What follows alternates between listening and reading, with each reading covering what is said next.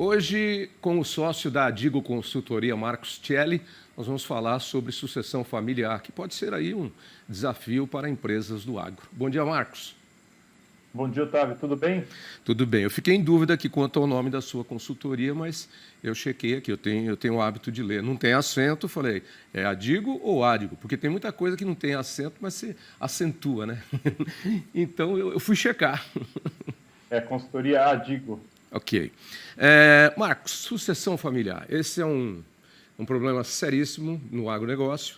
É um problema seríssimo em qualquer setor, né? Mas como a nossa área que é o agronegócio, vamos falar um pouquinho, porque hoje existe uma preocupação com relação a isso. Mas durante um bom tempo, essa preocupação não existiu e era uma coisa assim meio aleatória, meio consequência. Tinha um filho que já se prestava mais para aquilo que os pais faziam, ou o pai, no caso, e acabava assumindo as funções. Tem até vários casos de os homens faleceram e os filhos todos foram para a cidade estudar, desinteressados, e mulheres acabaram assumindo a direção da agroindústria, da agropecuária, da pecuária, da lavoura, enfim. Enfim, são vários casos e que hoje passou a ser preocupação, inclusive, na preparação dos herdeiros, futuros herdeiros, né? Como é que está a situação de um modo geral hoje? Isso é uma preocupação mesmo ou nós ainda estamos trabalhando no conceito de que se torne uma preocupação porque é vital para o prosseguimento do negócio? E mais ainda, hoje até muitas sucessões não acontecem e são empresas que são gerenciadas de forma diferente e não familiar. Eu acho que esse é um cenário que dá para começar a conversar. Perfeito, Otávio. É uma super preocupação. A gente sabe que talvez aí 1/3 das empresas do agronegócio consigam trabalhar de forma planejada com a sucessão. E é uma questão que envolve o desenvolvimento da família ao longo do tempo, né? Então, a gente vê várias empresas que hoje, talvez passando da segunda para a terceira geração, quando a gente olha para os fundadores, né? É muito diferente você ter um grupo de pessoas que viveu na mesma casa, que eram irmãos, né? Que estão tocando o negócio, para uma próxima geração, por exemplo, em que você tem primos, né? Os ramos são mais distantes, a complexidade aumenta, a confiança diminui, aquele almoço de domingo que se discutia, a empresa já não existe da mesma maneira. Então, é mais complexo, né? Essa é uma atividade, a família, como ela consegue tocar o negócio e a própria relação familiar é muito complicado. E eu vejo que a gente está numa etapa hoje no agronegócio brasileiro que já houve uma grande evolução. Você tem empresas de grande porte, né, que têm um alto desenvolvimento muito bom, mas uma boa parte das organizações que são de médio e pequeno porte ainda não conseguem dar conta de uma estruturação organizada desse processo de sucessão, sabe? Ô, Marcos, eu acho que muito também é porque o valor do agronegócio se valorizou. Isso pode até ser redundante, parecer redundante, mas não é. O valor do agronegócio cresceu. A gente vê, por exemplo, o crescimento do VBP, que é o valor bruto da produção, ano após ano. A gente vê a balança comercial brasileira, quanto pesa o agronegócio brasileiro, né? Então, eu acho que esse valor passou a mudar também o interesse na busca pela continuidade do negócio.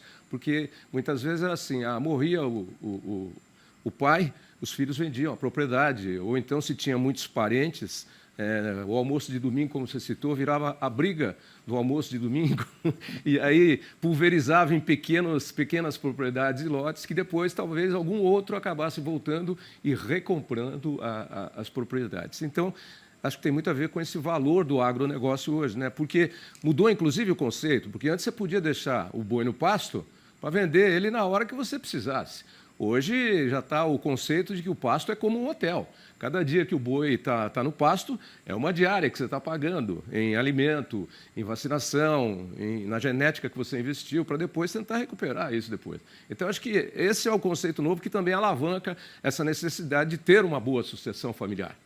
Perfeito. E essa questão traz uma visão de negócio, de empresa estruturada, né? Que é como a gente enxerga o agro hoje no Brasil em larga escala. O que acontece é que as novas gerações estão mais preparadas, né? Otávio, elas têm uma educação mais aprofundada e vêm com uma mentalidade diferente. Aí você tem duas possibilidades: uma nova geração que enxerga esse valor e quer fazer parte disso, então você precisa preparar essas pessoas e preparar um processo de sucessão organizado para isso. E quando a gente fala de processo de sucessão, não adianta olhar só para quem você está preparando, você precisa ter cuidado com quem está saindo, porque esse que é o problema, né? É difícil você largar o osso, é muito difícil para todos nós. Então, como é que eu preparo quem sai e preparo quem chega? Agora, tem um outro lado que é, muitas vezes, essa nova geração, por ter estudado mais, por ter encontrado outros caminhos na vida, passa a enxergar esse negócio que cresceu muito de valor como um patrimônio apenas, e não como algo que ela quer tocar daqui para frente. E aí terceiriza a administração, não é isso? É isso, e aí a gente tem que ter esse cuidado. Ok, você não vai mudar a vontade de uma pessoa, mas como é que eu organizo o negócio? Porque eu posso ter uma profissionalização da gestão, perfeito. Mas como é que eu cuido de uma família com seu legado, com a sua visão de futuro? Porque é isso que dá valor para o agronegócio muitas vezes, né? Eu vejo até que, às vezes, famílias mudam o sistema de propriedade. Eu converso muito com várias pessoas. Mudam o sistema de propriedade para, ao invés de ter um diretor ou um gerenciador, ter uma empresa mesmo da qual fazem partes todos os integrantes da família. E aí, por exemplo, tem um que é mais dedicado, ele tem lá o seu prolabore e ele toca o negócio, os outros recebem sua participação. Esse é um jeito de fazer o negócio. Perfeito. E aí existe um cuidado muito grande que a gente tem que tomar com os sentimentos, né, de toda a família envolvida. Eu queria tocar exatamente nesse ponto, porque na sucessão sempre você tem, na herança e na sucessão, sempre você tem mazelas.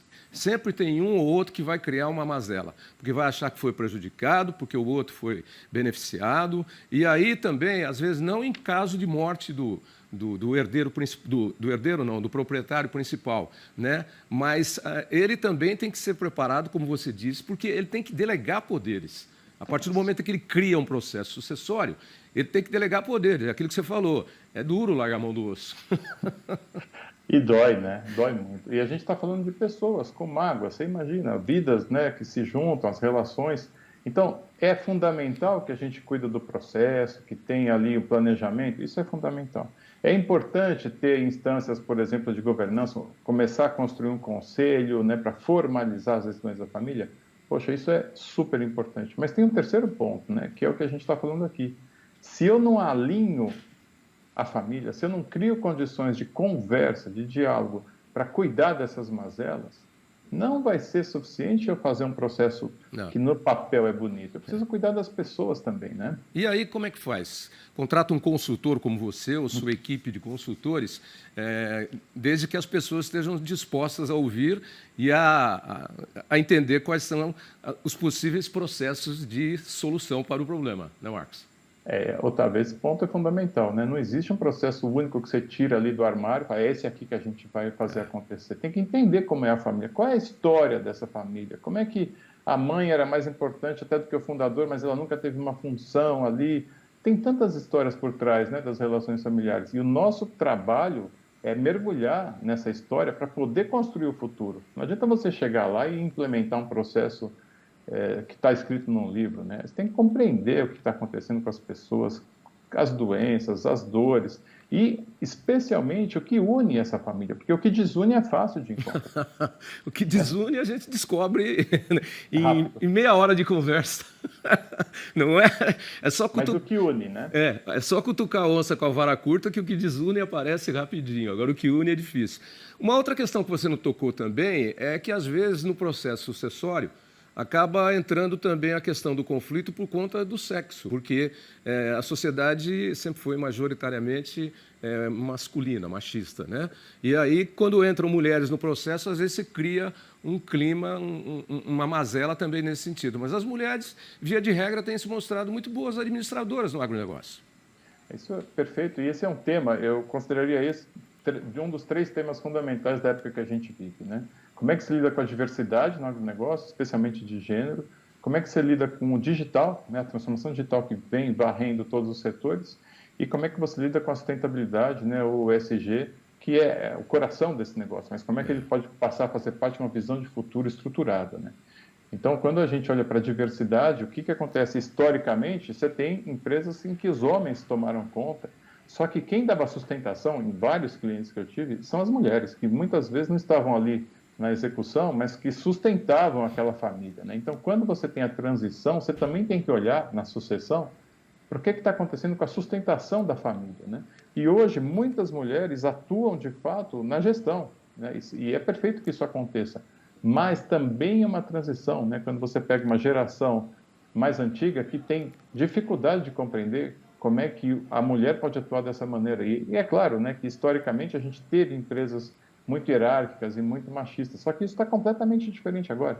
Então, é mais um ponto de sucessão importante para a gente olhar. Vamos lembrar do caso da Maria Pia Matarazzo, né? Pois é. É um caso para ser citado, né? A Maria Pia Matarazzo. E você tem casos, né? Eu tenho convivido com casos em que o que acontece é que uma filha se casava, então o genro era escolhido para ser um sucessor. Isso é muito comum, né? Nas décadas passadas. Isso é cada vez menos comum.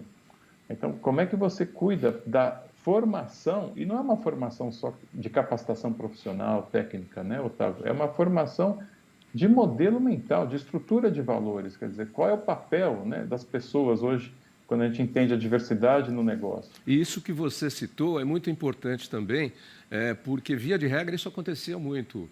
O rapaz casava com a moça era herdeira, ele acabava assumindo o negócio. Alguns deram certo, outros não deram não, porque genro ou nora já começa, já entra com o pé esquerdo, não é? Porque já é chamado de agregado. Não é? Não é da família, é agregado. A chance de risco, mágoa, né? O risco de você ter conflitos aumenta muito. Porque a gente fala dessa história do que é consanguíneo, o que não é, e isso nos acordos, né? Isso fica explícito. É como você falou, é um agregado ou não é. Então, como é que você trabalha as relações de confiança na família? E aí o que você falou anteriormente é fundamental, né? Quem patrocina um processo desse? Quem que vai conversar com uma consultoria, por exemplo, para começar um processo desse? Tem que ser o fundador, tem que ser o CEO, o patriarca, o patriarca, né? Sem esse patrocínio do patriarca, não abre. Você vai gerar divisões, sabe, Otávio? Você está de um lado, você sempre tem lados, né? Então a gente não está em lado nenhum. Você tem que ser imparcial para poder acolher esse processo, né? Você tem um lado sim, Marcos. Você está do lado do negócio, da preservação do negócio. Isso é verdade. Não é? Mas o patriarca, o chefe, entendeu? Seja ele que formação tenha ou que tipo de humor ou comportamento tenha, tem gente que é mais brava, tem gente que é mais maleável, etc. e tal. Mas tudo isso precisa de, primeiro, tomar a decisão, né? Contratar quem pode trazer ideias e aí botar para andar, mas é assim, a partir do momento em que decidiu que vai ser assim, que seja assim. Né? Eu não gosto de gente que vai na loja, compra um sapato e depois, no dia seguinte, vai falar, mas eu podia ter comprado aquele. Não, você já comprou. Quer comprar outro? Compra, mas você já comprou um. Tomou a decisão, segue em frente, sem arrependimento. É isso, Marcos? É isso mesmo. E tem uma só pergunta que a gente faz quando a situação está um pouco esquisita, que é, a gente está com o fundador, né, o patriarca, e ele está muito reticente ainda com o processo de sucessão, né? Tem uma pergunta muito dura, sabe, Otávio, mas que a gente às vezes precisa fazer. Qual é? Me diga uma coisa, se você entra no avião e esse avião caiu, o que acontece com a sua empresa? Pois eu vou lembrar aqui para você um caso famoso, que era de um senador da República, que era o CEO do Bamerindos, depois virou HSBC, que é o Eduardo Andrade, acho que era isso.